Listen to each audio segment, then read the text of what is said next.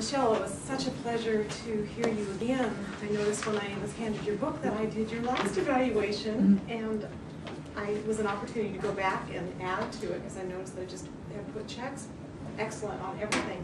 But the thing I remember about your last speech is everything, because I trusted your message, your use of gestures. You'd already incorporated those in the last session, so you have very powerful speaking ability. When I can remember a speech that was only 2 months ago perfectly. That's really good. Today's objectives are adding to what you did before. Was how you say it in the number 4 speech. In the number 5 speech, we're learning how to use our body to carry our message. And I think the objectives that are so nicely outlined here are how do your stance, your movement, your gestures, your facial expression, your eye contact, how do they make it so that it's natural, so that what you're saying is believable, so they don't have no doubt, the audience has no doubt as to the truth of what you're sharing, they'll believe you. And you are amazing with your body gestures, and you know your body, and you're a tribute and a testament to what dance can do for those of us who are still in that awkward, clumsy stage that don't have that connect with what our hands are doing, or our feet are doing, or knees are doing, or whatever. And I think that you're just so graceful. And your topic lent itself perfectly to this. Your organization was perfect with your setting up the rule of 3, using it, clarifying it before. You told us what you were going to say.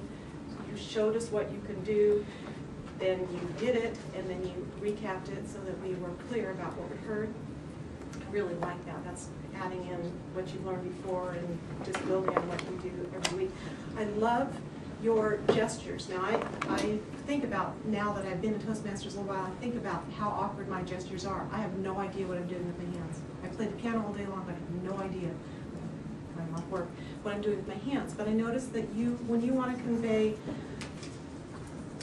to convey anything that had to do with basic, exactly the same thing, around or complete, you have this identified motion that you make that conveys that kind of image. When you had your images for one-on-one, you had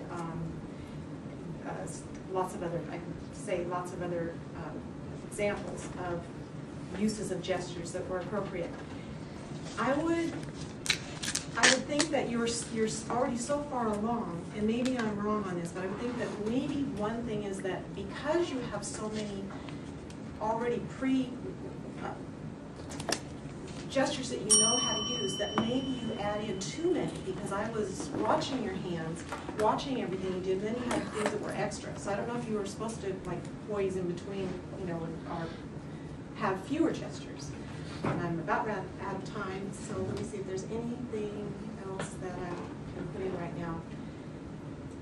I just think that it was a terrific speech and makes me want to take the notes. Thank